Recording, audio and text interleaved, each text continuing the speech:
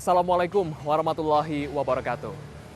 Penyebaran COVID-19 di Indonesia mempengaruhi bahkan berdampak di segala sektor kehidupan manusia. Salah satunya adalah aktivitas peribadatan umat muslim. Lalu seperti apa geliat dan aktivitas peribadatan muslim?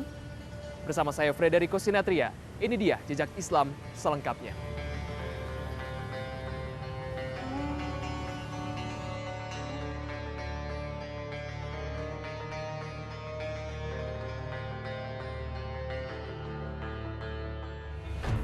Segalanya telah berubah hanya karena kehadiran virus yang bernama New COVID-19 atau yang dikenal dengan virus corona. Kehadiran virus ini berhasil mewafatkan jutaan orang di seluruh dunia.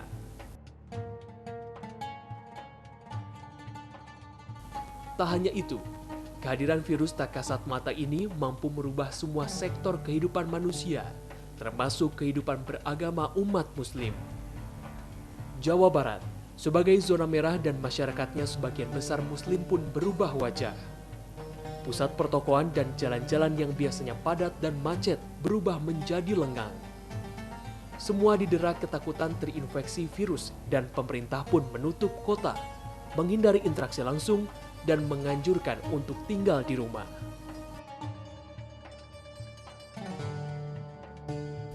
Tak terkecuali dengan masjid. Sebagian pusat peribadatan dan aktivitas umat dalam beribadah pembatasan sosial tak ayal membuat masjid lengang sepi. Sepi, lengang, hening, dan sendu adalah hal yang pertama saya rasakan saat berkunjung di masjid bersejarah yang menjadi kebanggaan Jawa Barat. Kehadiran umat untuk beribadah dan berkumpul hingga sekedar berteduh yang tentunya menjadi nafas kehidupan masjid ini sirna seketika. Yang tersisa hanya keheningan.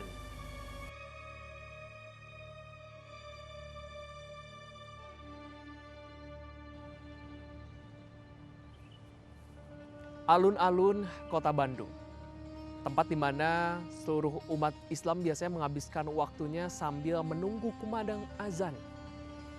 Nah, biasanya di sini tumpah ruah, baik masyarakat Kota Bandung, bahkan di luar Kota Bandung. Namun, semenjak merebaknya COVID-19, ya seperti inilah kondisinya. Sepi dan tidak ada aktivitas apapun. Namun, pihak Masjid Raya Bandung Provinsi Jawa Barat tetap melakukan pengamanan melalui pemantauan CCTV.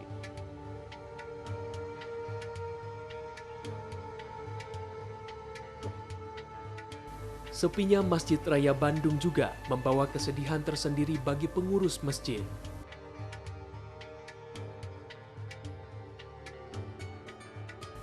Suasana sholat berjamaah, tadarus Quran, majelis taklim, pembagian zakat, dan kegiatan lain-lain khas masjid adalah hal yang sangat mereka rindukan saat masa pandemi. Terlebih saat Ramadan yang lalu, adalah Ramadan terberat yang harus mereka lalui. Kerinduan dan keharuan para anggota Dewan Masjid ini pun seolah mewakili perasaan saya dan umat Islam lainnya. Hanya doa-doa yang bisa mereka panjatkan agar pandemik ini segera berlalu dari muka bumi. Tentu perasaan yang mendalam tidak bisa dibayangkan ya. Cuma kalau perasaan ya sedih, gelisah ya, yang biasanya kita melaksanakan sholat berjamaah, tarawih berjamaah, tadarus berjamaah, kegiatan berjamaah kan sekarang kan ditiadakan kan gitu. Hanya masing-masing yang melaksanakannya. Jangankan kami sebagai pengurus Pak ya, masyarakat sekitar Masjid Raya juga Pak sangat gitu, sangat gelisah, sangat sedih. Baru kali ini kan gitu kegiatan ibadah sampai tidak ada kan gitu ya. Nah oleh karena itu ya kami juga menghimbau kepada masyarakat ya, sekali lagi jangan berpolemik ya Pak. Ini sudah berlangsung, korban sudah ada. Lebih baik kita mengambil masalahnya di tengah madarat.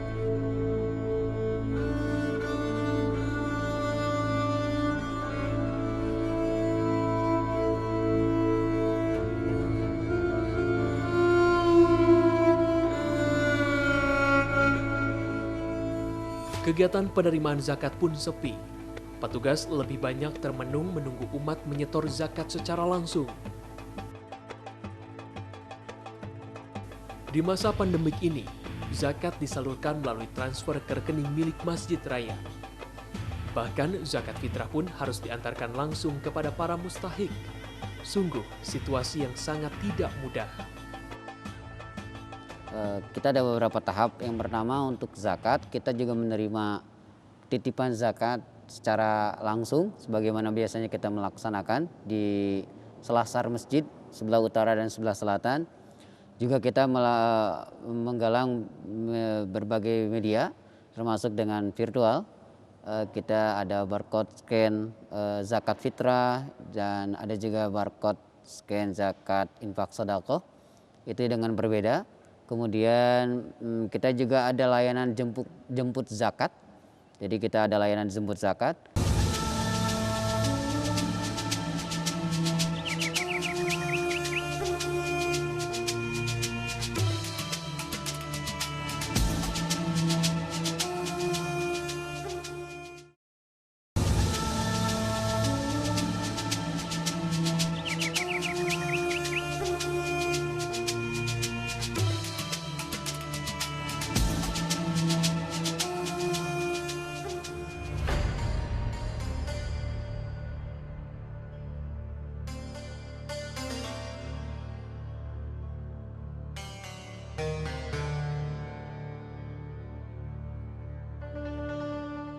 Suasana sepi pun dirasakan di salah satu pusat peribadatan umat, yaitu pesantren.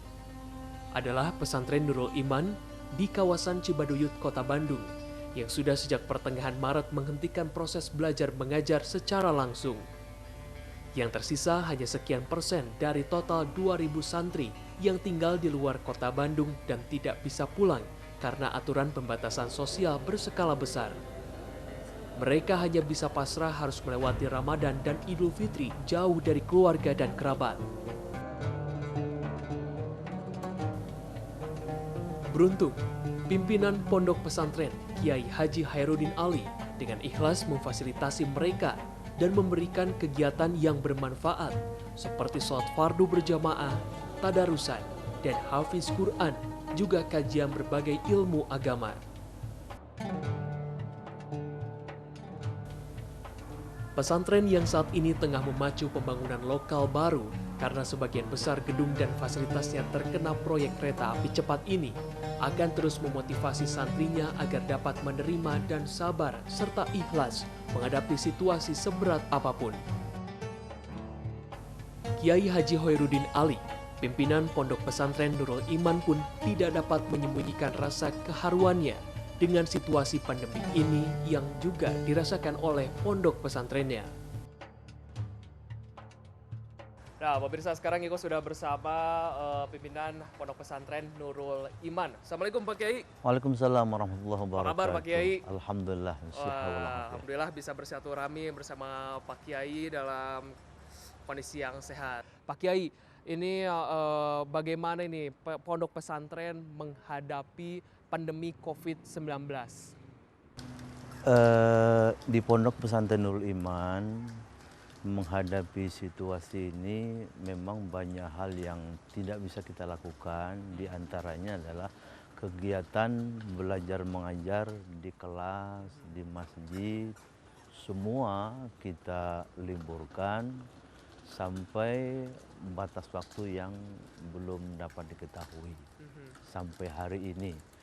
Akan tetapi banyak hal yang bisa saya lakukan karena banyak santri dari luar kota, dari Sumatera, sehingga mereka terlalu lama libur, kita berikan wawasan, keilmuan, artinya tetap belajar, walau sangat terbatas waktunya. Nah Pak, kegiatan apa saja sih Pak yang dulu boleh, namun sekarang tidak diperkenankan untuk dilakukan di area pondok pesantren ini Pak? Yang mondok, yang mukim itu 700. 700 yang mukim. Dari 2.000 Wah, siswa yang mukim 700. Itulah yang kita berikan wawasan tentang keilmuan. Hanya saja tinggal beberapa orang, mungkin tinggal 20 orang. Kami pihak pesantren memang merasa sedih, merasa kangen lah dengan kegiatan pondok pesantren itu. Hanya dapat berdoa, berharap mudah-mudahan hal ini tidak berlangsung lama, kembali pulih seperti semula. Harapan untuk santri pondok pesantren tentunya kalian tidak boleh berubah, tetap istiqomah walau belajarnya sebagian online. Pak Kiai, terima kasih Pak Kiai sudah berbincang sama Iko. Semoga saja sehat selalu, semoga saja pandemi COVID-19 ini segera hilang dari Indonesia, bahkan dari dunia ini. Iko izin Pak Kiai ingin berkeliling pondok pesantren, ingin melihat aktivitas apa saja yang dilakukan di tengah pandemi COVID-19 ini. Hatur nuhun Pak Kiai. Assalamualaikum. Waalaikumsalam.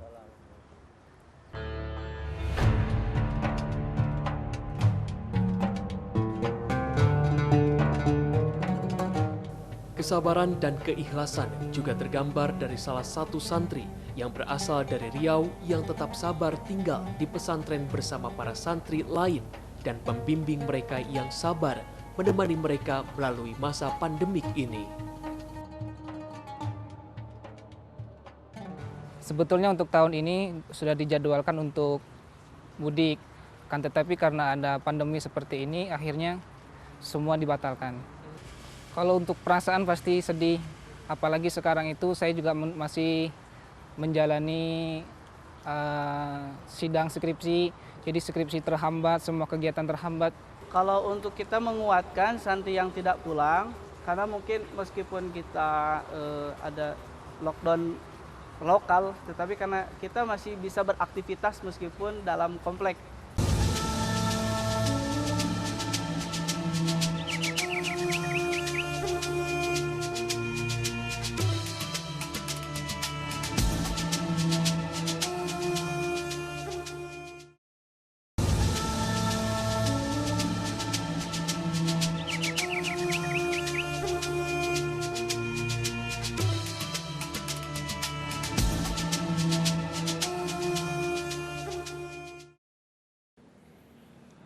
Pemirsa, salah satu dampak dari pemberlakuan pembatasan sosial berskala besar adalah terhambatnya kegiatan peribadatan, khususnya peribadatan umat muslim, yaitu adalah kegiatan dakwah.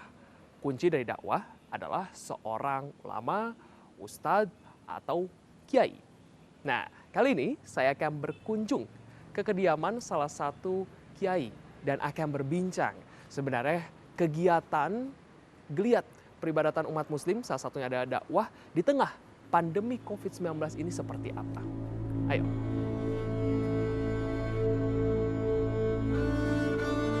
Assalamualaikum Bang Ari. Situasi yang sama dirasakan juga oleh salah satu keluarga muslim di Bandung. Ari, izin dong, saya pengen ketemu adalah Ustadz Suherman Ediansyah yang kesehariannya aktif dalam kegiatan syiar Islam alias pendakwah. Saat saya mengunjungi kediamannya di kawasan Jalan Reog Turangga ini, putra tunggalnya, Ari, mahasiswa perguruan tinggi ilmu Al-Quran Jakarta, menyambut saya dengan ramah. Peraih gelar doktor yang juga merupakan aparatur sipil negara di Kementerian Agama Kota Bandung, sekaligus pembimbing umroh dan haji, sedang menunggu waktu berbuka. Berbagai hidangan telah tersaji di rumah yang sekaligus menjadi tempat majelis taklim santri luhur bermarkas. Pak Kiai yang ramah ini pun mengungkapkan kepasrahan dan ketabahan menghadapi cobaan ini. Biasanya di bulan Ramadan, Pak Ustadz ini nyaris tidak punya waktu luang karena sibuk berceramah mulai dari kuliah subuh, ceramah duha, khotbah Jumat, hingga buka bersama dan tausiah saat tarawih. Bukan semata alasan materi yang biasa didapat saat Ramadan. Namun lebih dari itu, ada kekhawatiran akan syiar Islam dan berbagai ilmu keagamaan yang harus terhambat karena merebaknya virus ini.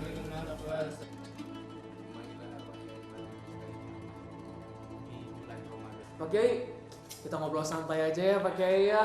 Mah Pak Kiai nih, aku pengen nanya nih Pak Kiai, sebagai seorang Kiai, bagaimana sih Pak Kiai mencermati begitu COVID-19 yang sekarang merebak di Indonesia bahkan di dunia ini Pak Kiai? Iya.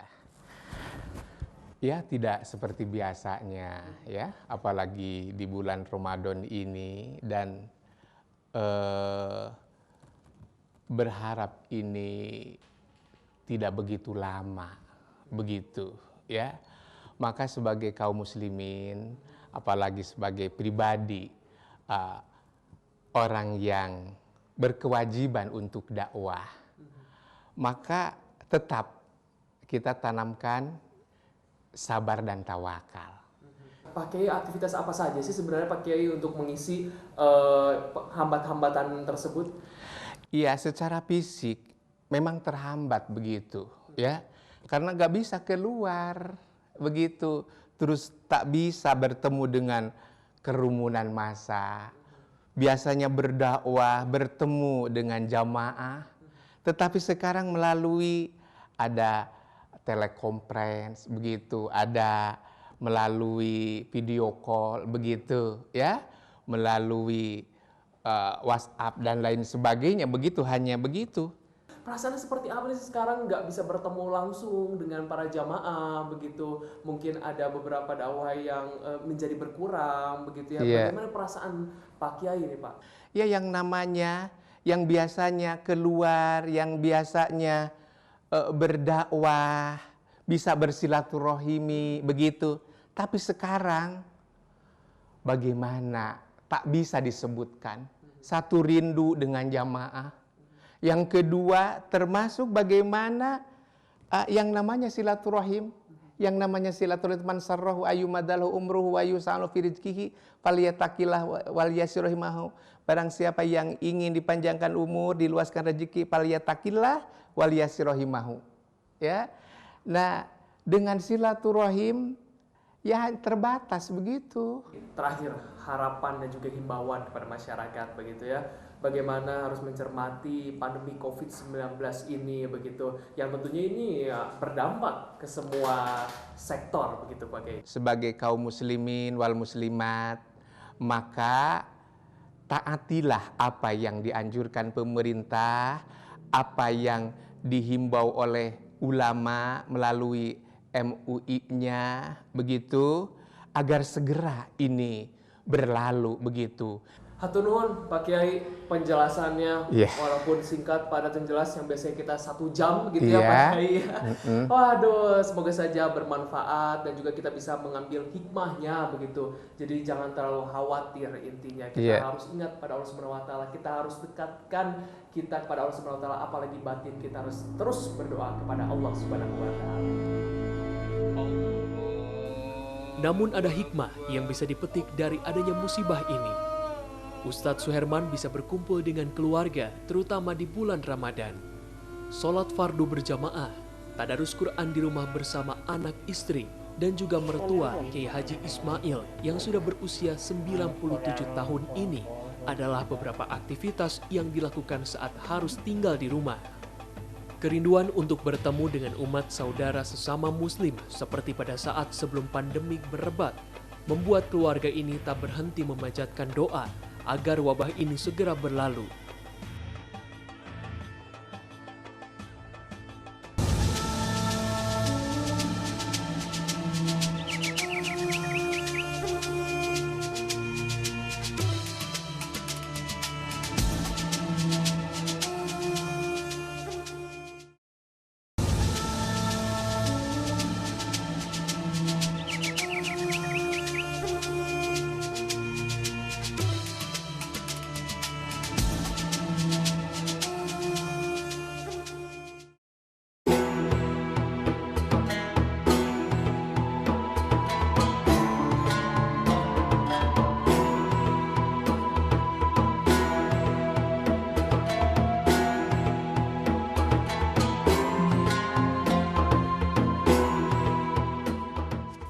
Pandemi COVID-19 juga membawa dampak bagi penyelenggaraan pendidikan tinggi.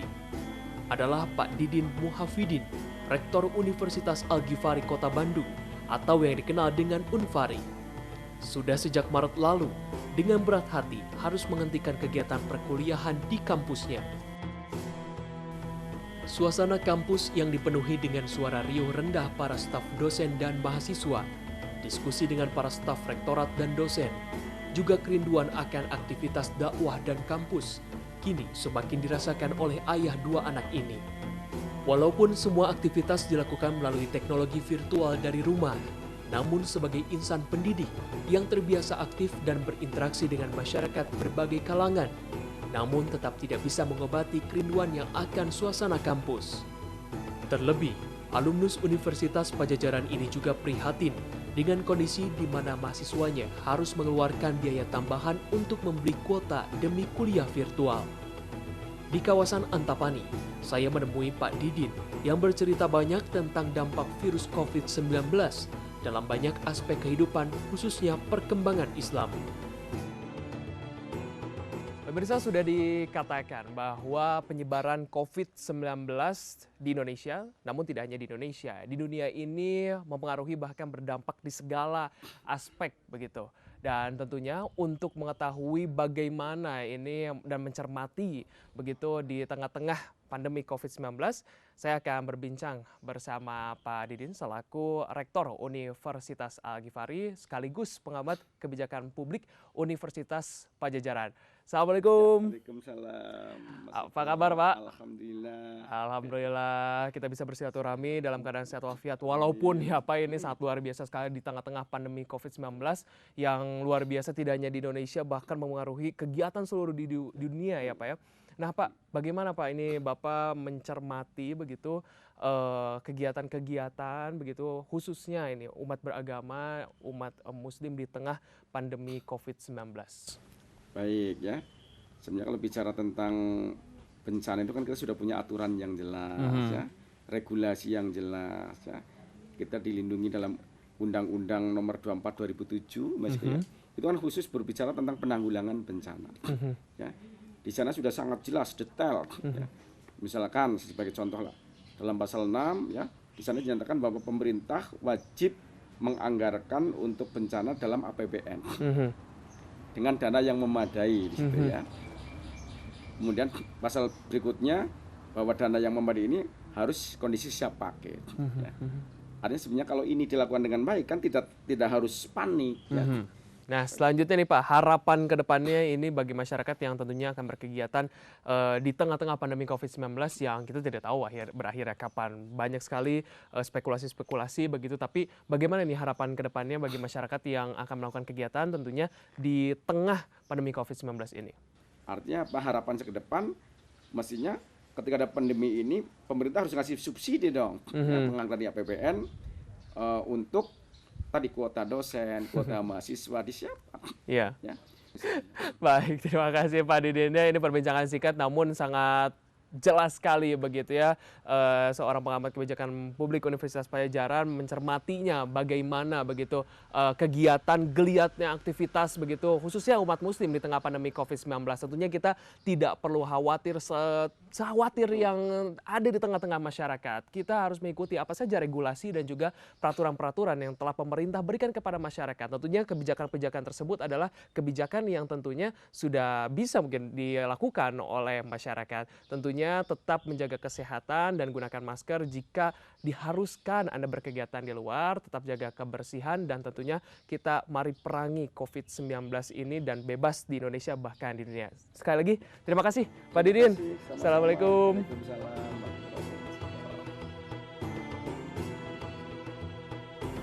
Walaupun jumlah terinfeksi virus ini masih terus bertambah, mencapai lebih dari 25.000 di Indonesia, dengan berbagai pertimbangan penetapan situasi new normal, diharapkan bisa menjadi solusi dari terpuruknya sektor ekonomi akibat virus COVID-19.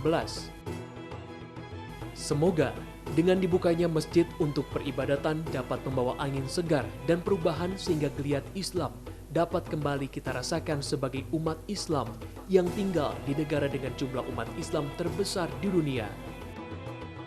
Mari kita memohon ridho Allah, semoga virus COVID-19 segera lenyap dari muka bumi ini dan kehidupan akan kembali berjalan normal. Kabulkanlah ya Allah. Amin. Amin ya robbal alamin.